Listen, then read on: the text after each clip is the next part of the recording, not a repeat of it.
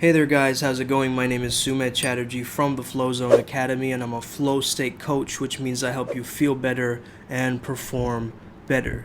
Today I want to tell you guys about tips for INFPs to get into the flow state. So if you ever done the Myers-Briggs test, and if you're an INFP, you're introverted, means you're intuitive, it means you're feeling and you're perceiving, meaning you're pretty spontaneous, you have values, you recharge your energy in solitude, you're an ideal healer, and you are very artistic and a designer and a creative and adaptable and very insightful.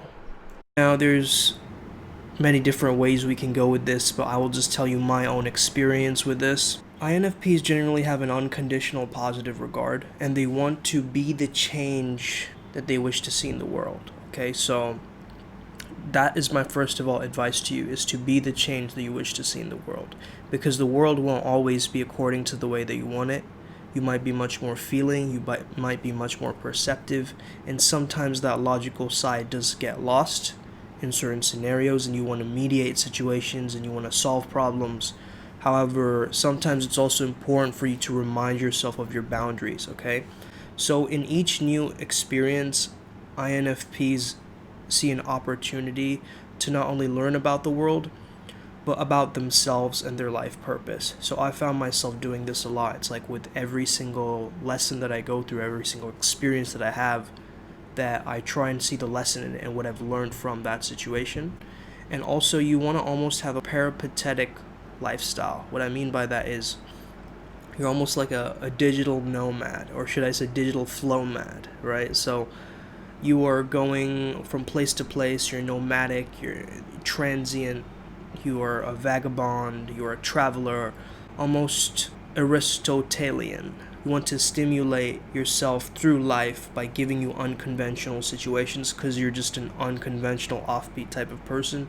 Basically, you function more in achronological, which means not relating to arranged and or determined or according to the order of time. So when people tell you about deadlines and time management, it might be very difficult for you to stay on track with that and keep to a sense of time, because to you, time might be an illusion and a man-made construct. And in order for you to live in this physical realm, in this 3D world, you're going to have to create a timeline for yourself.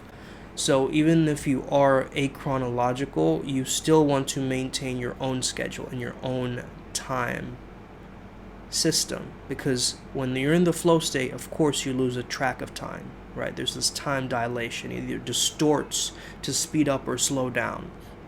So if you do want a bit more of a fast-paced lifestyle, go for that. And if you are a bit more of a slow type of, if you would like much more of a patient and slow lifestyle, go for that by every means. But if you're trying to manage both the worlds at once, it might be a bit more difficult to do that, because that requires an integration of both of those worlds. It is possible. I have done it in certain aspects, especially when moving from country to country. So I've been traveling most of my life, so my idea of time, has been different in each new circumstance or each new environment that I've sort of adapted myself into. And the great thing is, like, I try and learn from every single environment that I've been to. Roaming, I feel, relates to Vegas. I'm not talking about Las Vegas, though I've been there last year, August. I'm talking about the vagus nerve, right? So the vagus in Latin means wanderer. So this is the nerve used to relax. So I feel like there is definitely some kind of root in terms of wandering and relaxation, because when we're in the action of wandering and figuring things out, what are you choosing to do with your time? What is the action steps that you're actually taking within this time that you're looking after yourself? We are in a crisis situation right now, and the media might be making it much more scary for you. However, for an INFP, you're feeling that. You're feeling the collective energy almost of the world, right? It feels like the entire world is on your shoulders, and you have to sort of serve and protect and show up. And now this whole situation with race has come up again, and it's sort of right in the perfect time for a political campaign, right? You, as an INFP, will try to find ways to rationalize and justify what is going on around you, but the more you get trapped into your head, the less you'll be able to figure it out. So find your calm center, as an INFP, whenever you're noticing the changes happening in your external circumstances, always understand that it's not about those circumstances, it's about what you can do in the present time, in the now. Because what you can choose to do in the present time is what will directly help you to shift yourself, and in accordance to that, also shift other people. Just because you love other people doesn't mean you don't love yourself first. So the self-love must keep a container around you, a protective energy that you must first take care of that. There is a strength in silence. There's a power in going inwards. So start to notice what that feels like, okay?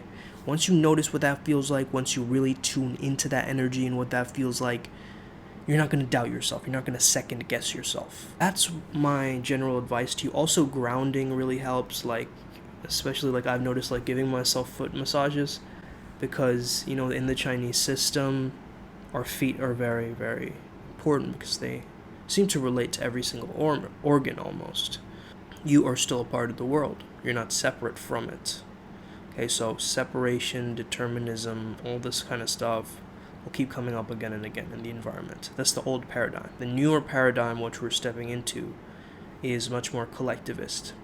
It's much more consciousness driven.